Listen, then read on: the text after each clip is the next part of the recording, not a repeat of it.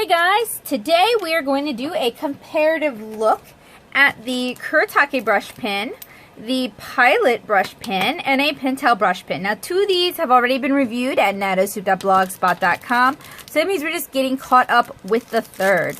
Now, I have used Kuretake products here on the channel as well as on the blog for a number of years now, and this is the Kuretake pen brush number, or Kuretake brush pen number 24, the smaller brush tip. So you see it's got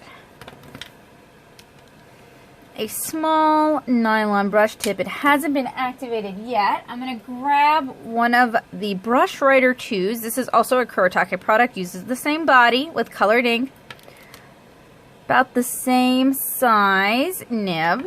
I'll zoom in so you guys can see that a little bit better and move the camera. This would be a Pentel, like a regular size Pentel brush pen. This would be, I believe it is the smaller Pilot brush pen. So the Pilot and the Kuretake are fairly similar in size, and they also have somewhat similar bodies. Zoom out so you guys can see that. They may be using similar molds.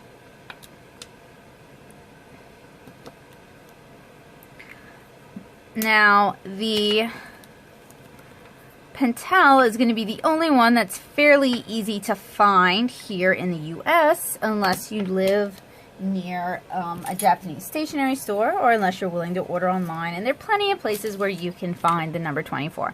I picked this one up from Kinokuniya while I was in San Jose. So I'm going to go ahead, get this going. Oh, it's easier to get started than the Pentels are. And I'm going to invert it so that the ink can flow to the tip. And we're going to take a quick look using some of these little flashcards here at the Pentel brush pen. So it's capable of a fairly large line. And then we're going to take a look at the Pilot. And this one has seen a lot of use, so it may be dry brushing a little bit more, but there's still plenty of ink left in the barrel. So you give it a firm squeeze, more ink comes out. Alright. Now, Pentel does make a pigmented Pentel brush pen. I do not have it here. If it has pigment ink in it, unlike this one, it's going to be waterproof.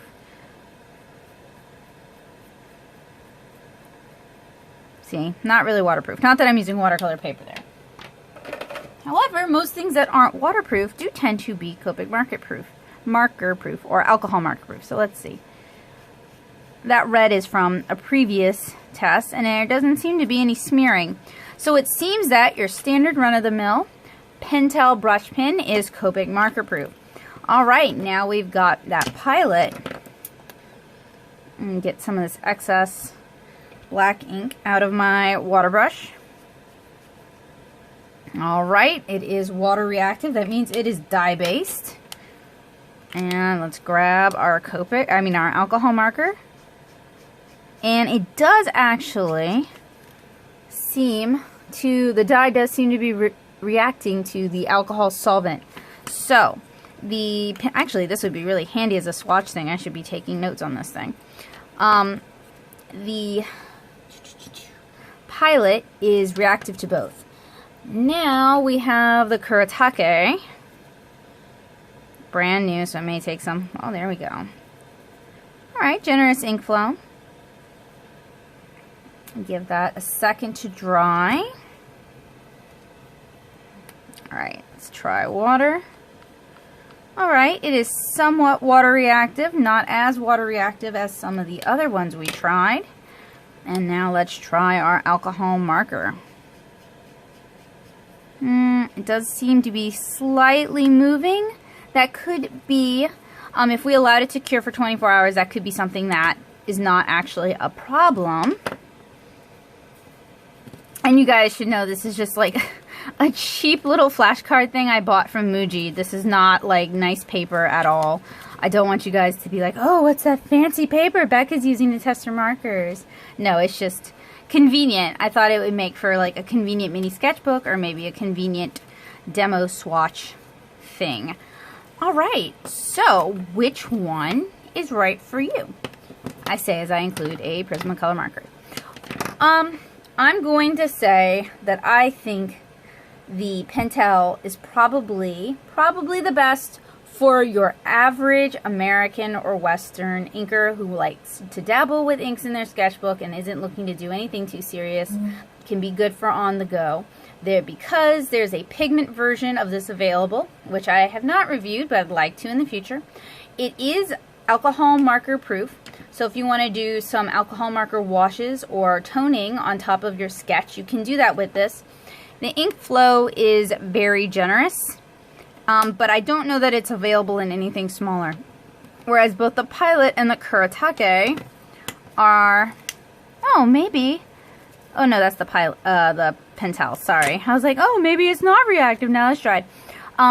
The Pilot is both water and Copic marker reactive, and the Kuretake is both water and Copic marker reactive.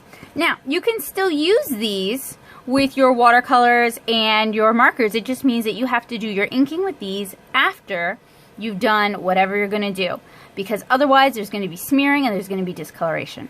So I hope you guys found that helpful. I hope you found it useful. If you did, let me know in the comments below. I am slowly working my way through quickly reviewing and overviewing my haul from San Jose. So if you enjoy these sort of quick overviews, I'd love to hear from you. And if you'd like to see me put this pen through more rigorous testing, I can do that as well. Thank you guys so much for watching, and if you're interested in more information about brush pens and fude pens, head on over to natosoup.blogspot.com. I reviewed over 24 of them in 2015. See you guys later. Bye!